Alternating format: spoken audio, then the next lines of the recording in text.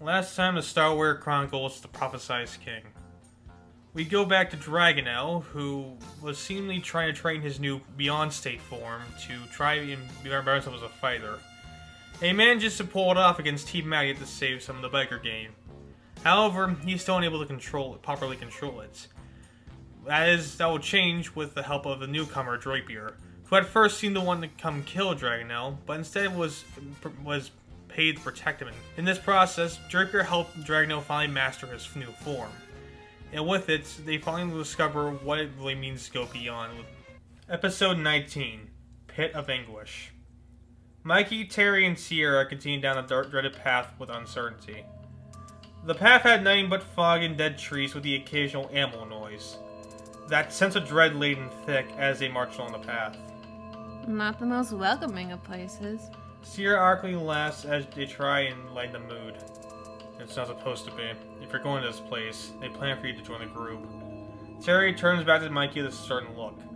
Remember when I told you that those who become black mutas have to lose every sense of humanity they have? I think I remember it. Terry still looks nervously, but he only turns his face back to the path. Try to keep a calm mind. Don't let the dread get to you. You're asking a lot considering the fact that half our friends are trapped in the pit and the man who wants to kill me is also on this path. I understand. It's extremely important you don't lose focus and panic. Mikey still seems stressed, but he felt the comfort here beside him. It's fine. You aren't the only one who is experiencing their first time here. You don't understand as you walk down the path. Meanwhile, Dave and the others kept moving forward in the dark, laden path. It was more quiet control above them. The antis fall behind slowly. So, does anyone know how long this path is? I'm getting the feeling that it's going to the end of us. Don't be ridiculous. Let's not lose hope in the first step. Cody didn't stop as he had thought. Which reminds me, there's something I need to do real quick. Wait right here. He rushed up with David trying to stop him, but it was too late. Should one of us follow him to see what he's doing? David seemed annoyed as he began to wait. No, as long as he's close to the path. Yeah, you should realize that we're in a hurry! David spoke louder as the words echoed off the walls. He actively waited there as 810 came around the plate with cookies. David angrily mumbled to himself. I think he's... Wasting our time? Yes. I taught that kid better than this. Literally, one of the first lessons I gave him is to understand the urgency of your situation. Maybe he's getting a scope ahead. Remember, we don't know what we're up against. For all we know, it could be a monster that literally ignores all our abilities, including my watches. That better be the case. As they were talking, Cody came close to it in his Eagle Man outfit. Sorry, I clearly forgot about suiting up. David grunted seeing that. Apparently. Let's get going. They marched on as the path became thinner and thinner. I've been meaning to ask you, Cody, why aren't you worthy? I don't know. Something about being insecure with myself. But it's like whatever. I don't care what he thinks as long as I know I'm good enough. Sword and gripped her hand with the same thoughts. While we're on the topic, do you think I leech off you guys? Of course not. You're going to believe the words of some whack job we just met? What does he know? Sora gave a nervous laugh of agreement. Right. I mean, there's no way we are like that. Cody laughed along with her. Exactly. It's not like we abandoned lives that either made us feel lonely or feel unneeded or anything like that. The last grew more quiet as they marched on. Yet, looking back at it, that's exactly what we did. Cody then calls out to David. Yo, why did you come on this journey? David turns back with a serious face. To get my home back. Simple as that. Cody's face matched his. No, why did you join? David looked at him confused for hearing that. I already gave you the answer. You also said at first you get a hope to get your home back, or in contempt of being a biker gang leader. Yeah, at first. You also seem to forget that I changed my mind. Why? Cody's face went fierce as it echoed off. David thought for a moment as he came to a conclusion. Truth be told, I just got homesick. Starvania, besides having a similar race of people, is nothing like Earth. And that homesickness is the reason you are going to put up with Sora and I? Sora then began to feel regretful after hearing that. What are you even talking about? You always talk about how when someone joins, it's their choice. Their choice is to be only being homesick. Does that mean you will tolerate anyone who joins? Even those who are clearly in over their heads like me and people just want to run away from it all like Sora? If I click with David. If you two want to leave, feel free to do so. You're only here for as long as you want to be. The exit is the other way. We'll give you the money to go home. But we don't want to leave. It's more that we don't know what we want to do. So recall some of our past memories. Both of us have been through our own daily lives in some sort of pain. I said when we first met that I felt more comfortable with you guys than I did with anyone else. But I think I also meant myself when I said that. There was a brief time that I believe no one will ever be friends with someone like me. Demon stopped there hearing that. He then puts his hand on both their shoulders in comfort. It's clear that both you are stuck in your own personal webs and insecurities. A trap that's tough. A trap that's tough for pretty much anyone's able to handle. I've been dragged there by it too, believe me. Yet you want to know the neat part about it? They don't exist. It's just a thought in your head that's trying to reel you back into a dark place until it completely traps you. Now, I'm not saying to ignore it, but I will say that the more you let those thoughts go, the better off you'll be. Thoughts come and go easier than you think they do. It's a matter of you letting them do so. Besides, I know why Garius told you those things. He's only trying to bring the best out of you. Terry mentioned earlier how the most efficient black mages must let go of everything that holds them back, even their true thoughts and feelings. I may not be entirely sure what holds you two back, but I can tell you while he might have a point, he doesn't know what you are really going through. Only you do, and it's up to you to deal with them. Got it? The two nod in understanding. Good. With that being said, let's continue. They catch up with Anto further down the path. There you guys are. I was beginning to think you lost your way. In a weird way, yes? What's keeping you? Anto points over to the sign next to him. It said Tunnel of Insanity on it. I'm not sure what this says or means, but it's clear it has some form of something to do with. Any ideas? They didn't hear footsteps up ahead. There seemed to be multiple black mages there in different colors. Kneeling away, they see the individuals prepare some sort of elevator that had 4 chairs on it. And as they're investigating, another pair of footsteps came up behind them. Welcome, travelers, to the first of 3 trials of the Pit of Anguish. Look around and see a black-covered mage stand behind them. 3 trials? What kind of trials? If you are down here, it means you've been deemed unworthy to enter the village. Here you will experience the 3 most negative mindsets to ever grace humanity. If you are able to pass each trial, you will be granted access. That's if you are willing to put up with those risks. He gets in front of them sternly. It should be added that these trials don't hold back. You will experience intensity of the mind like nothing before, nor after. It might even lead to your own death. You are free to leave at any point if it gets a bit too much for you. Yet there will be no other way to enter the village to do so. How do you choose? Anto steps forward with Anti-10 following. Please. Many others already call me insane. If they are right about this fact, this trial should be a breeze for me. Anto walks forward to the elevator. Other black mages help him to the chair for support as the others came over to watch. What's going to happen to him? There's no way to properly describe it, yet it would be insane for you to go through it without a second thought. The elevator takes him up as the black mages get off. The ceiling door opens to reveal flashing lights coming from the top. It closes after Anto's bride enters, and as it does, they hear him screaming hard from on top. I think that's a pretty good explanation. Dave looks down at the nervous teens and pushes them to the side. Give us a moment before we continue. The black mage nods as they go to the other side.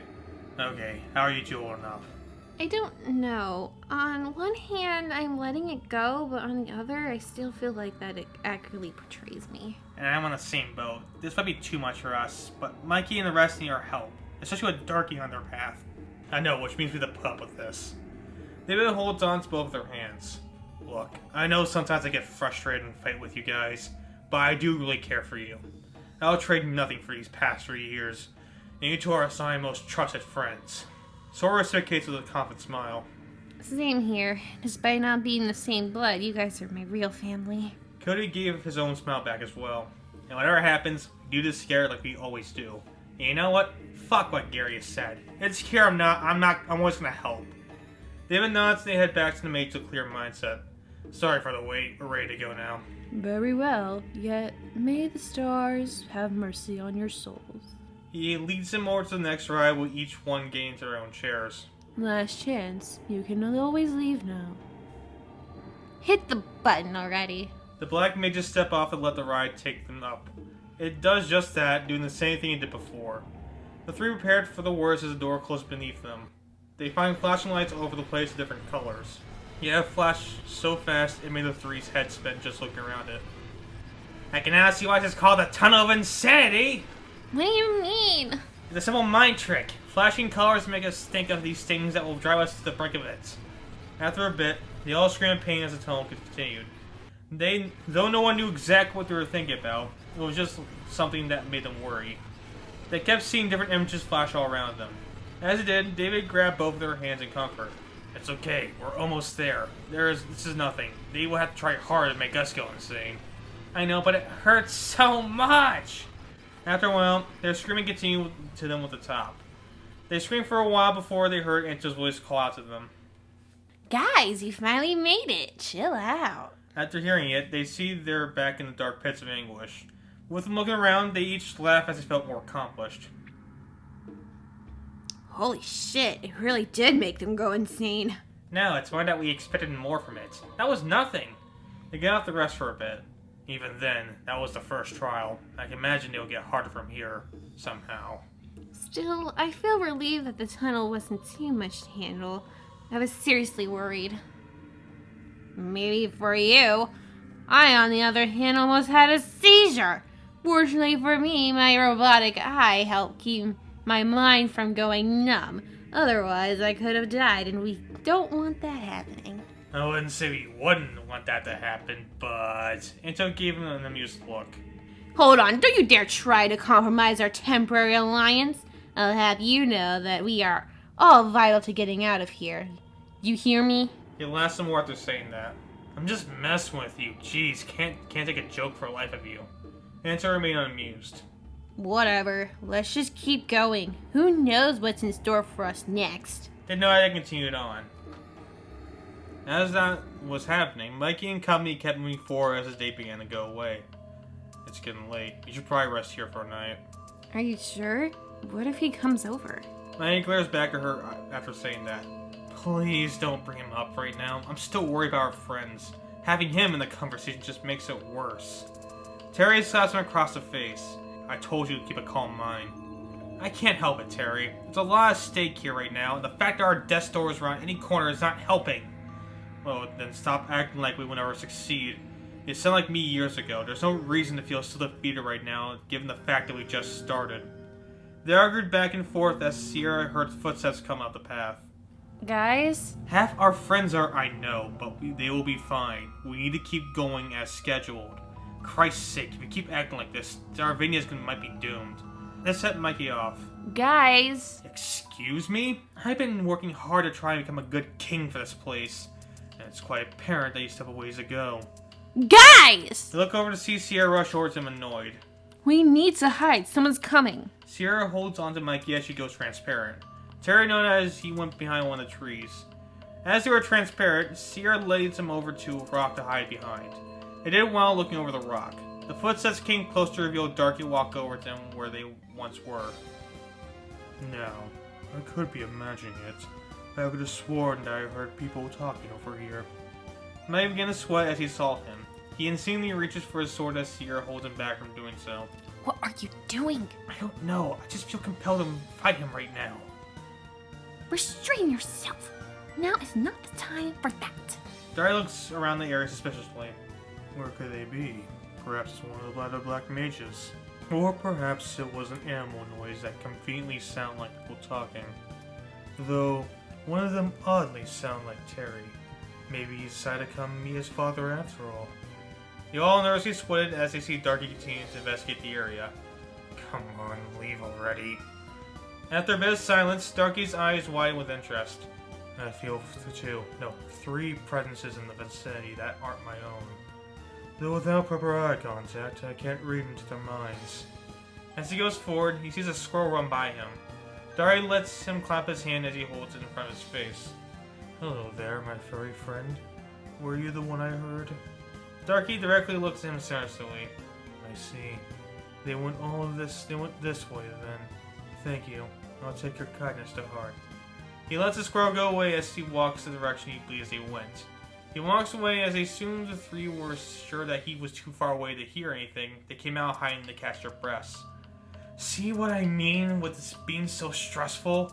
It's fine. He didn't see us and that's all that matters. How about next time we don't bicker with that crazed... How about next time we don't bicker with the crazed wizard after us? Shall we? They nod as they move the opposite direction Darky went. Now we return to the other group continuing down their path. Nothing to note has happened yet, but the sound of running water was heard from a distance. Who would have thought a river was down in this cursed place? It's probably some rare river for all we know. They finally see the river in question within the silence they could break by it. Sora felt the river run through her hands blissfully.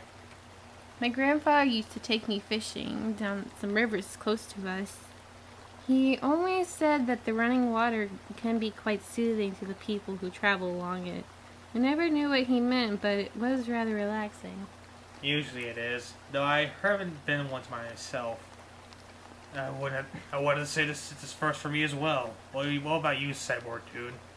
Anto seemed to be whispering something to Anti-10 as he quickly stopped as David looked at him.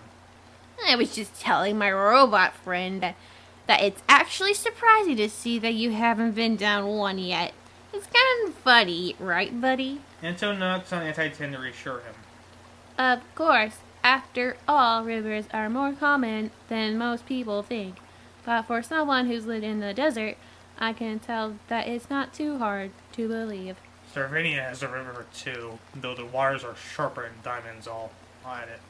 Suffice to say that no one goes swimming in any of its bodies of water. Okay, let's keep going before I get completely sidetracked. They all nodded as they went down the path, as did Anto, held his robot friend back sternly. That was too close. We can't let them catch on to our plans. Regardless, did you hear what I told you? I'm afraid I didn't catch it. I think this river might have something to do with the second trial. While we go down it, we should discuss our surprise attack to really catch them off guard. Easy as that. Got it, sir. Would you also like me to laugh at Mr. Bird for not seeing a river? Be my guest. Not like he cares anyway. They laugh as the others give them weird looks. Now you're catching on. Keep up the good work. They head further in the path until they see another sign. On it said River of Depression, with more black mages spying boats from the top of the river. The same black mage that was at the first trial is also there singing from the river. Well done. Not very many can get past the tunnel, yet the option to leave is always on the table. Depends on the next trial is. Black mage turns to the river sternly. You will find the river will test your mental fortitude more than the tunnel did.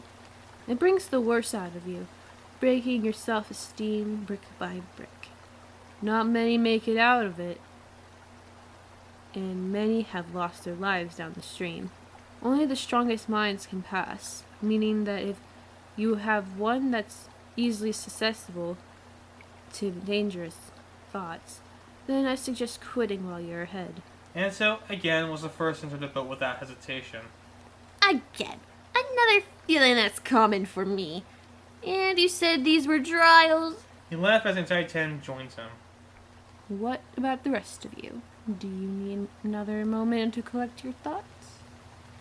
And think about what exactly? What thoughts will attack us? I can't say, as it depends on the person. Each one gets their own thoughts that tear them down. Extreme caution is of the utmost importance, if you want a safe passage. Cody shrugged his shoulders after hearing that. Well, what do we have to lose at this point? I'm sure it's not that big of a deal, right? The black mage shook his head in disapproval as Cody entered the boat. Why not? Looks over the worried Sora. Like last time, whatever happens, we face it together. We are not alone on this. Sora nods as he follows you to the boat. Alright, may the stars have mercy on your souls.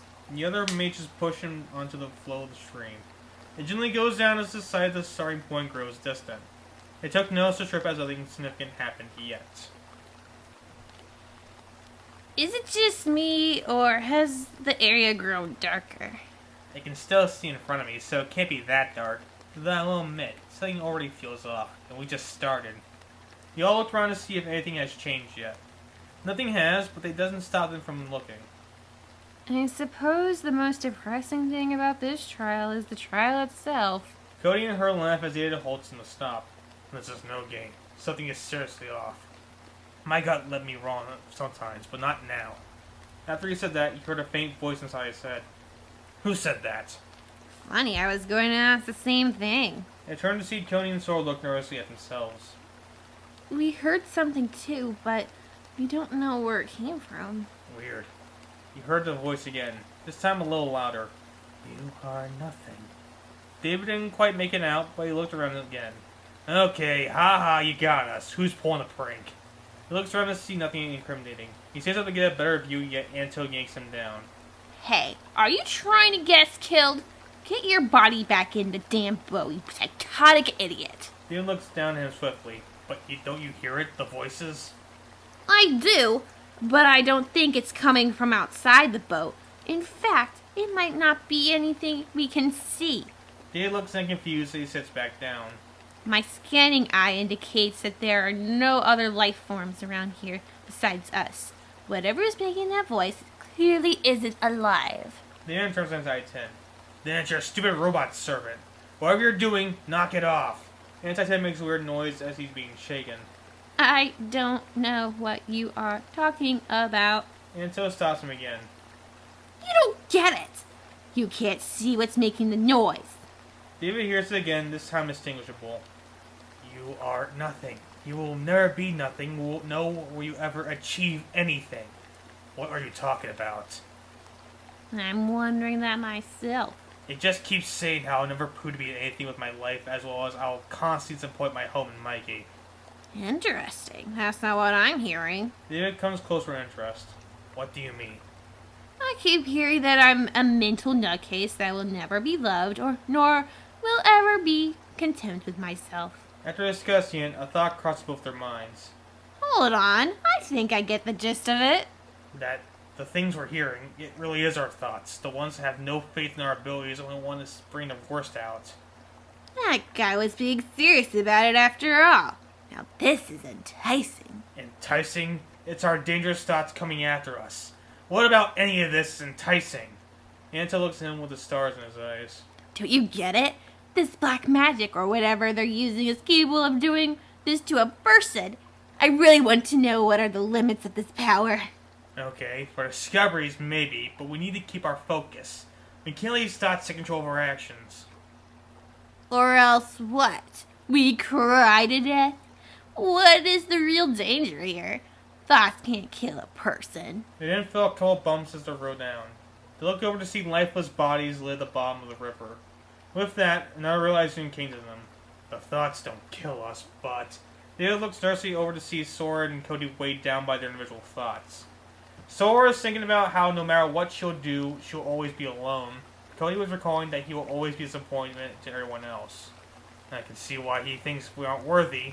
It's not just a black mage that needs to have their mind completely ready. It's also a person trying through the dread. David goes over and tries to snap both of them out of it. The hell are you doing? Get back on your side of the boat or else it will tip over. David glares back at him. No, if I do, they will. Looks over to see Sora leaning over the boat. I'm sorry. I can't live with this pain constantly hounding me. She goes over the edge, embracing the cold water. That is until David held her back. No, Sora, you aren't alone. We're always here for each other. He also holds on to Cody. Same to you. Sure, you will make mistakes, but you can always get back up and grow from them like everyone else can. That's what helps make a person. David glares back at Anto. Help me, for Christ's sake. Anto shrugs his shoulders. Sorry, mate. Not much an arch nemesis can do to help his opponents. You're on your own on this one. David gave an unamused look. Fuck you. Either you help me or we all go overboard. Ah, yes. We all go down with the ship. Great plan, Captain. David tried to think of what to do, and then he instinctively hugged Sora. Best I can do is show how loved and appreciated they are. That won't work. David looks back to see Anto, Juan, and Cody. Depression doesn't go away with a simple hug. If anything, it just smothers them with insecurities. That they always need someone to be there for them. How do you know that? Anto stares back confidently. Where do you think I was for the past year? David knew the answer right away. No way, that place actually exists? I thought it was a myth. Afraid not, Emblem. And while I was at the place, I learned the proper means to better yourself depending on the person. Through reflection, we go to the deepest parts of our mind to find some form of tranquility. With that in mind, the person does what they need to do to reach it. Whether it's taking a path of redemption or just doing things that make you feel good. Whatever it is you do. David didn't let her go after hearing that. The area came calm as Sora and Cody heard this. Shit, man, that was deep. Anto looks out to the waters with a calm mind. I didn't think you had that in ya. Anto looks back seriously. I was at the lowest point of my short life last year. And thanks to that lake, I learned that the proper means of healing is within you. Even if it means that I need to kill you for it. Why though? Messed up, sure, but we want to set things right with you. Anto shook his head as he heard a tinge in the back. They see Cody look at his helmet. I managed to become a symbol for the people. No one will take that away from me. And only the person who did will help me get better at it. Sure, I'm not great, but soon I'll reach a proper hero. David nodded confidently. And I've got people who are here for me as long as I'm here for them. No one will ever change that from us. After they said that, a glowing light from the river showed to make the boat go faster. Guess we can play the trial. And to remain quiet as they rolled on. It stopped as soon as they reached the next dock. Phew! Gotta say, that was our toughest fight yet. And it wasn't even a battle we used our abilities against. Yeah, but we made it out alive. Though that does make me fear for the last trial a bit. If depression isn't the most destructive behavior, I don't know what is. They finally got out of the boat and rested up against the wall. Still, it's just that trial left that stands in our way, in the village of Black Mages. I can only hope that the others are already there. David looks over to see Anto help on the robot out of the ship. He places his hand on Anto's shoulder and in comfort. Hey man, I'm really sorry for what we did to you. Anto gave him a straight look. He brushes off David's hand and walked beside him. I hope you know at this point that there is nothing you can say or do that will affect my opinion on you guys. David looked in worryingly as Anto stands in front of him. Though, for what it's worth, I can tell you're being sincere in that statement. David nods in understanding. Good. In that case, let's keep moving. Anto and Titan hang back as the three move ahead. Has the plan changed yet, sir? Anto looks at him fiercely. No, we go ahead just as planned. Though, that might be something I would have to think over once more. They follow them down the path as the air lays in thick once more. Now we go back to the other group who made it out of the forest. They still seem stressed over Darky encounter from the previous trip. As they walk forward, the trees one way reveal plans from far as the eye can see. Nat, where are we now, Terry? This is nothing more but a continuation of the trial. Though here, we need to be more careful as there aren't many places to hide. Sierra confronts Mikey once more. Don't worry, we have ways to overcome it. We'll be fine. Sierra gave him a warm smile as Terry remained uncertain. I wouldn't get our hopes up just yet. Darky's still on his path. Not only that, he's one of the smartest people I know. If he hasn't already figured it out yet, it's only a matter of time before he finds us where we are. By then, I can't even imagine what he'll do. I can think of a few things, some relating to welcoming demises. They all seem excited at hearing that, and they look around to see Darky leaning in the back of one of the trees. Did you really think that the animal led me away from you? The moment you moved, I could read you where you were going. Terry gets in front of the two. Damn it, of course you had to figure it out. Well, I won't let you hurt them. Darky gives a sizzling laugh as he casts a spell that launches Terry away. Oh, Terry, how I wish you stayed out of this affair. Maya took a deep breath, knowing what he had to do next. He brings out his sword and stands in front of Sierra. Michael Starnicus. Meet at last. Mikey looks at him determined as he prepares a fight. Silence. I would have thought you had a few words for me. What words? Damn you for killing my father? Damn you for torturing my mother? Damn you for taking me away from my home? Or how about just fuck you? Which words are you looking for? Dario laughed at hearing that. How vulgar. I would rather have the future king of Sardinia be more adult than this. Just like your father, so primitive to your thoughts. Dario grimaces one as he walks across from him. Now, my intentions are solely based on the Shadow King. Yet you coming here makes my work a whole lot easier. I can finally put an end to your pathetic royal bloodline like I should have done 15 years ago. We'll see about that. I'm not the baby as you met back then. I know, boy, but you will soon learn that it doesn't matter who you are. I'll eliminate you all the same. You should have stayed at orphanage while I let you live. Mikey bites in anger as he looked down at him. Back at the pit, an unsettling feeling bestows on all of them. Hey guys, feel that? Please tell me to my imagination. No, I feel it too. Though let's not assume the worst just yet. It could be the dreadful air.